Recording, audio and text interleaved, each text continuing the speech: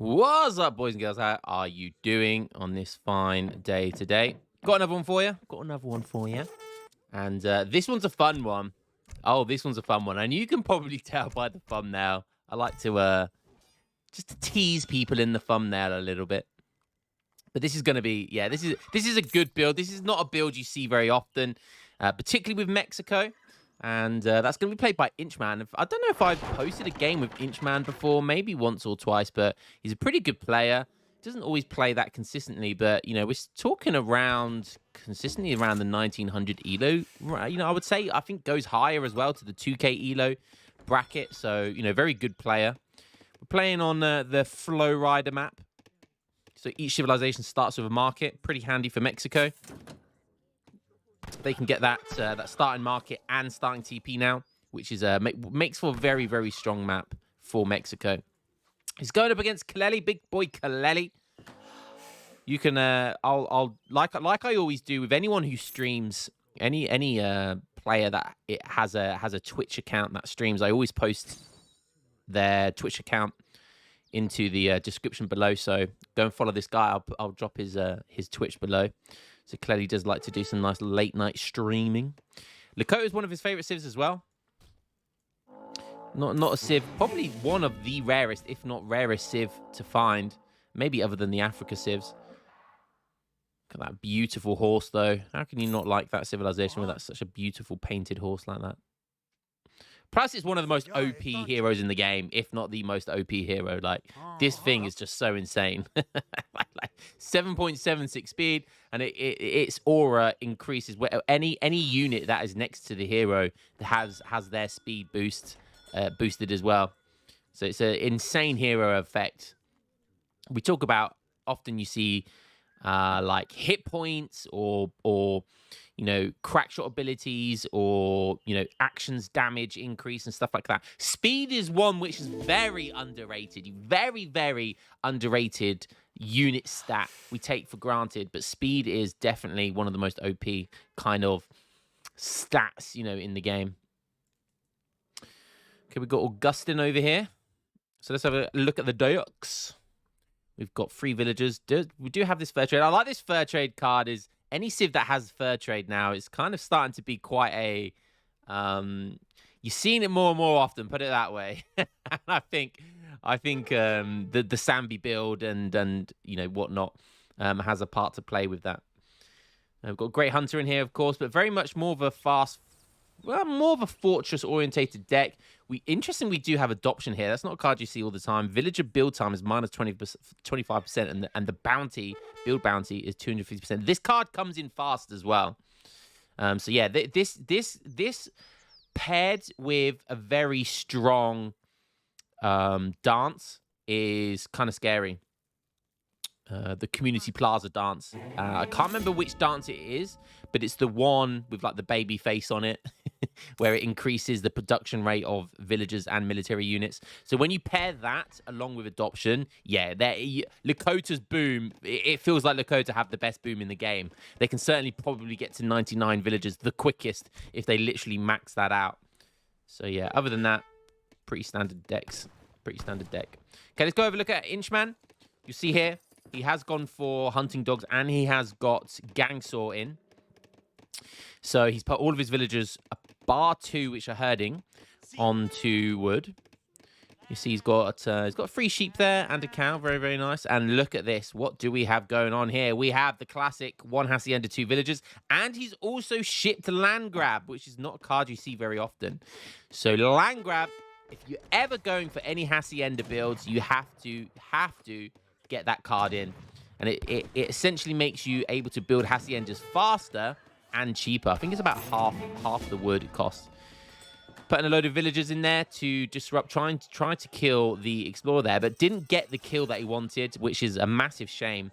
Yeah, definitely want to kill any opportunity you get to kill this explorer. Definitely do that. Gonna now be able to get a pirate and a bandit. Inchman is aged up. He's already got 1 hacienda down. He's still got everyone on wood. He's shipping 700 wood now, so super greedy. Just pure hacienda build. And I've experimented with pure hacienda builds. They tend not to work that well. They're just too greedy and the payoff isn't big enough. But we'll see. We will see. Almost can get another one. Let's have a look. How much they cost now. So, yeah, it's 360 wood that they cost. And you can get a max of 7 of them. Hacienda, another one going down. 700 wood coming in. Followed by 600 wood. It's as greedy as it gets. And is he going to be able to get away with this? What is Lakota doing? And Clenny's just gone straight for the fortress age. So he's just done a classic Euro naked fast fortress. 700 coin. Followed by 700 wood. Like a classic Spain Botto FF. Ooh, interesting. He's going for the Carib settlement. Not sure what that's all about. Most people on wood and food for the moment. Interesting. What's he aging up with? He's going up with the wise woman. Starting to put a stable down now. Okay, now starting to put a load of people on gold. Honestly, I think Lakota are one of, sort of the best fast fortress civs in the game, to be honest with you. They've got, they don't need any population space. They can just get there, so quickly like we're seeing. Look at the time. It's going to be insane age up time. And then they can just go for TP line stuff. We've seen Julian K's Lakota recently, and yeah, it's just been insane. And look at what's going over here. This man is playing Sim City, baby. He is playing Sim City, Roller Coaster Tycoon, and he has max haciendas right now for all 7 of them. And you'll see now he shipped Rancheros, one of my favorite cards. And now all 7 haciendas are producing Cuatreros. Absolutely love it. Absolutely love it. His starting kind of barracks age up. He did decide to put down the what do you call what does Mexico call this? Cantina. Corpasa. If you're in England, you call it a pub. And now he's revolting. I love it. I love it. Oh, God. So this is... You see, he didn't have... Look, he's literally only got 1 house. You think, well, how's he going to afford all the population space? So this is such a big brain build. This is how you get around the population space. He says Lakota doesn't need houses. Well, I tell you what, neither does Baja, California, baby. So these guys, this is such a big brain move right here. So he's now got a max of 200 pop. Baja, California, one of the great things about this revolution is that you don't need any population space for it. Such a big brain move. And at the moment, Kleli doesn't have a lot. Kleli really does not have a lot. And Inchman could catch him off guard. He's going to decide to go for the trade post instead. But there really isn't a lot. It looks like he's gone for 8 villagers. And there really is nothing other than a handful of bow riders here. He's even building another town center. That's super greedy. The Carib goes down. Now Kaleli going into kind of Skirmgoon. But Kaleli's gone super greedy as well. But no, Inchman, you need to be pushing. You need to be pushing. And look, just like that, Inchman, he's now up to 16 villagers. So what he's done is you can't build villagers in Baja, California. But what you can do is you can save the Tlaxcala textiles for when you've already revolted. So once you revolted, he now benefits from that card. And he gets, because he's got 7 haciendas, that's a 16 villager agent. That's a 16 villager card right there. That is insane. Now we've got kind of Skirm Goon comp here coming in for Kaleli. Whilst it's very much a musketeer goon comp from Inchman, which is not going to counter that. He does have the ability to use the flag, which can help. But now Inchman, I love it. So he's gone into Baja, California, which often is an all-in revolt. But he's using it as like an eco-revolt here. And one of the main reasons why it's really important, if you go for the Rancheros card to be able to produce these Cuatreros, these are 5 population spot each. 5! That means every time a hacienda, every time he gets a full batch, that's like what? It's a lot of population space. I can't even do the math in my head. Is it 35? God, maths really insane over here. 35 population space. Got my old maths teacher in my head now, thinking that's smacking me, saying, it's basic math, man. I'm sorry. Getting the cane out. And now already we're up to 12 Cuatreros, soon to be, you know, another what? It's going to be 20 soon. Hasn't lost many of his filibusters. He's up to 16 villagers. 16 villagers plus a factory. Now he's getting a cathedral up as well on top of all of this. So his eco's actually not that bad. It's only 10 minutes in the game. It's actually not that bad. And when you take into consideration how many Cuatreros are getting produced, like they're 130 gold each.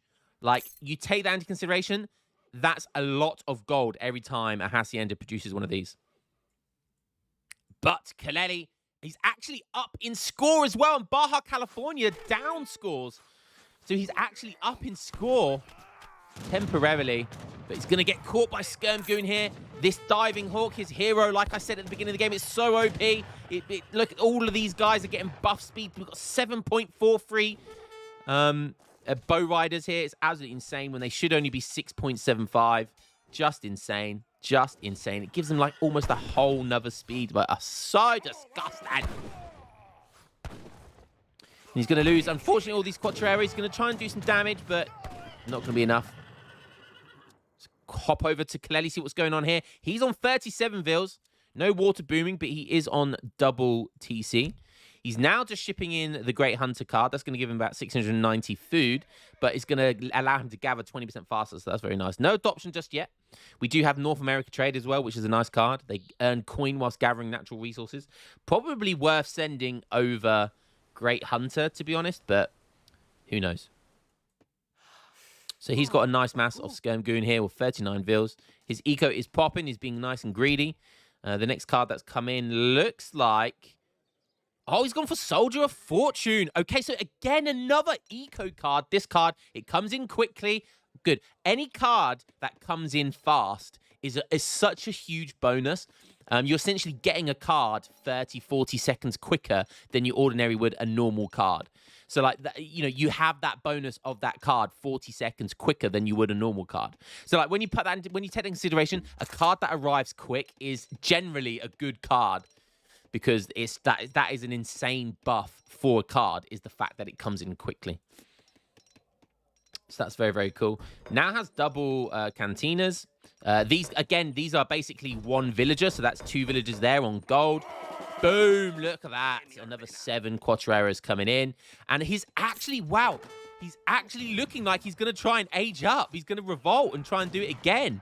And the good thing about that, this is such a big brain build order, right? Because Baja California, once you revolted to Baja, if you unrevolt into Mexico, you still keep the bonus of the 200 population. So you do not need to build a house ever again. He could go into industrial and then into imperial, and he will still keep this bonus. So it doesn't matter how many houses he loses or how many houses he builds, he'll keep that 200 pop base. So that's another reason why Baja California is very good. It's very slow because the eco is very slow, but if it pays off, boy, it is scary. And don't forget, the entire game as well, Rancheros is going to be buffing these haciendas. And look at that, 18 XP plus 18 coin as well. So every time he kills a bow rider, he gets 18 coin from it. Whew, that is that can be a very scary amount of eco. So he's essentially, this game, he's getting eco without villagers. That's essentially what he's doing. He's getting any eco card available to him, which is really, really cool. I really love this build order. The scores are still close as well. He's unrevolting. The scores are still super close. There's not really many more cards other than the capitalism that he wants to get here. It could get Baja California territory, but that's pretty bad. Could get that card, Outlaw Combat. That would be good to get before you unrevolt, because that will buff his outlaws. So that's actually that is actually a really good card. But it also costs 500 gold, so you know it's quite expensive for an upgrade card. But still, looks like he's going to save his card. He's going to have a card by the time he ages up, which is really, really nice. Looks like he's probably got enough wood, which is great, to get the upgrade from the cantina. So you instantly want to upgrade all of your outlaws, or the, what do you call them? The Cuatreros, which are going for a raid. Yeah! Cowboy slaying, baby. These guys do have 7.25 speed and 20% range resist, so they should kind of trade kind of well versus bow riders, because bow riders have melee resist. Don't forget. So yeah, these guys also fire, you know, twice as fast. So they should kind of trade well against each other. But look how many bow riders. There's 50 bow riders. Holy crap, look at that. I don't care what civ you're playing. That is one intimidating force right there. Wow. Whilst these guys cost what, 2 population space? Whilst unfortunately these Quatreros cost 5 population space, so you can get more than double the elite bow riders that you can get these Quatreros. Unfortunately, they are outlaws, so they do cost a lot. 55 villagers for Kaleli.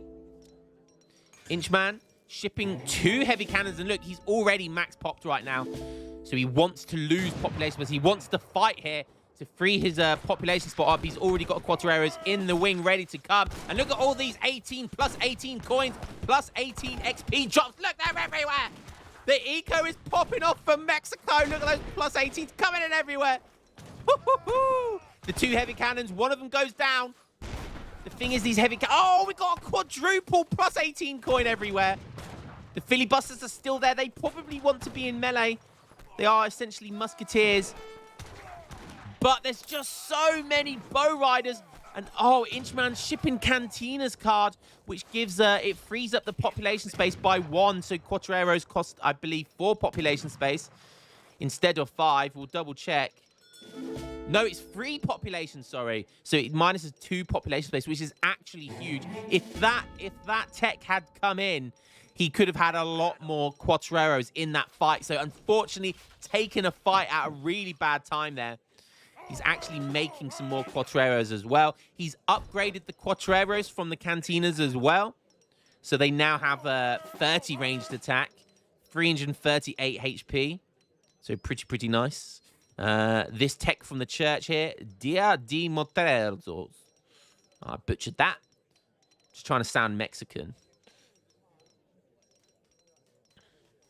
Oh, wow, such an aggressive Warhawk coming in there. I'm not sure how much XP. That should give quite a lot of XP because of the amount of units that he's now lost. So we'll take a quick look. Another factory coming in. It's not going to be the expensive one. It's going to be the cheap one. But he's already got one, so that's absolutely fine. How much XP is that going to give him? Not that much. Not that much. Now Kaledi's going on the push here. But look at this Quatrero mass. All of a sudden, it's just instantly come back. And what you want to do with Quatreros, because they have that big gain hunter, they have that charged ability, which is the lasso. You want to kind of use that lasso ability and try and run away, wait for it to recharge if you can, and then get back in there, because that's essentially like such a huge bonus of it gives that 2-area effect, which in cavalry versus cavalry battles is huge.